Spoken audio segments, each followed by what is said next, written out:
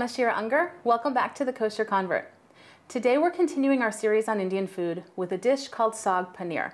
Now, I know this is a dish that a lot of people really love. It's basically saag, which is spinach, and paneer, which is an Indian kind of cheese. I have never been able to find kosher paneer. If you live in some kind of a magical world where you can find it with a hechsher, then great.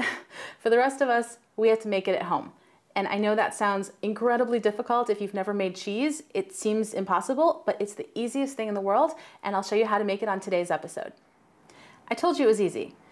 This is all you need to make paneer. It's a gallon of milk and 3/4 of a cup of white vinegar. Now, the reason this works is because milk is something called a colloid mixture. That means that you have a liquidy substance with particles floating around in it. The solid part of milk is called curds, and the liquidy part is called whey. Now, one of the things in the solid part is protein, and the protein has a negative charge. I'm sure you're familiar with the concept that positive and negative attract. Well, in the vinegar, you have acid, which means that you have hydrogen ions that have a positive charge. When the positively charged hydrogen mixes with the negative charge on the protein, you get a solid. Okay, to make the paneer, start by heating the milk. You don't want it to boil. You're looking for about 120 degrees, and if you have a thermometer, great, you can measure that, but if not, just think of 120 degrees is about 20 degrees hotter than the human body. So if you sort of feel the milk and it's a little hotter than you are, then you're getting close to the right ballpark there.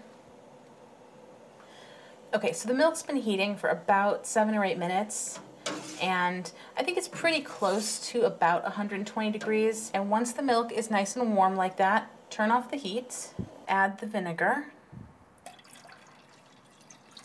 and just mix that and mix it continually. And while you're mixing, you'll see that the solids are starting to come together and they're separating from the liquid. So you can actually see the curds, which are the solid, and the whey, which is the liquid, and you can watch them separate as you're stirring. Then cover that and let that sit for about half an hour. The paneer has been sitting for about half an hour now, and ordinarily I would just pour out the liquid over the sink and let the solid come out into a strainer lined with a cheesecloth or something like that. But I'm going to show you kind of a simpler way to do it. Basically just pull out the solid part. So if you want to use a strainer and a cheesecloth, you can absolutely do that. Just pour it out over the sink. But all you really need to do is sort of push and absorb some of that moisture. And you can let that sit and just allow the paneer to get firm and cool off a little bit. Once you've let the paneer have a little bit of time to get firm and solid, just cut it into chunks and you're going to get something that looks like this. And you can see how nice and firm that is, and it's really solid. It doesn't taste like much, but it's going to pick up some flavor from the rest of the dish. Now, if you want to make this dish parve, just don't use paneer, use tofu instead, and that's a great substitute. And then I'll show you something else a little bit later in the ingredients to make it parve if you want to.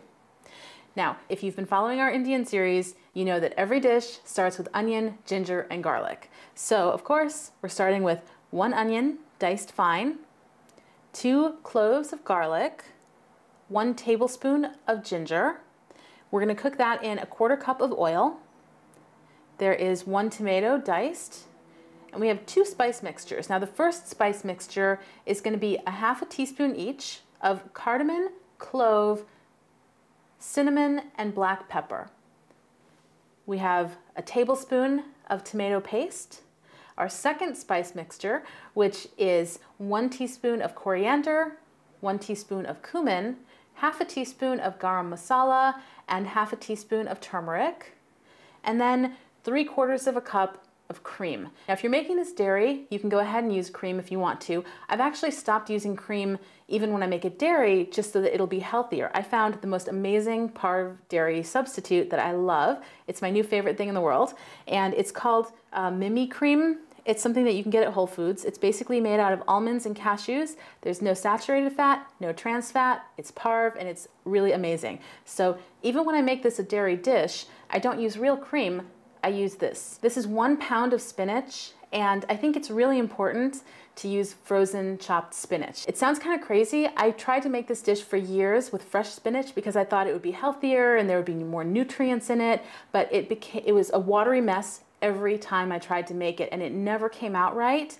It only works really well when I've used frozen spinach. Now, the other benefit to that is if you find a spinach with a hechsher, it'll say on the package, you know, that you don't need to check the lettuce, and so that saves a lot of time to not have to check for bugs because it's already been checked.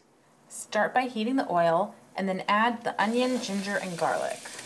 I think this is the most important step of this dish.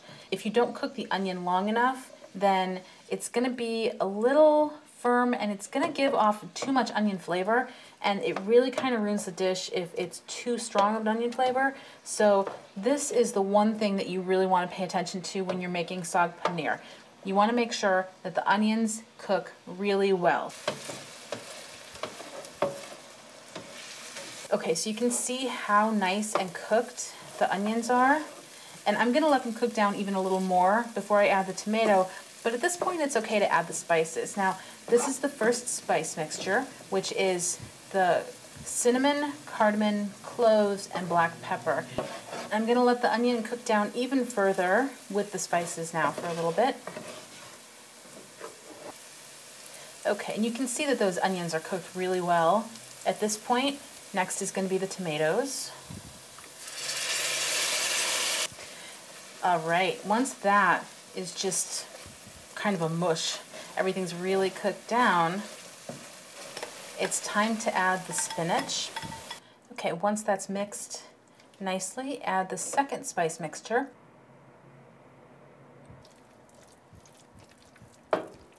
Okay, once that is really well mixed, add the tomato paste and the cream.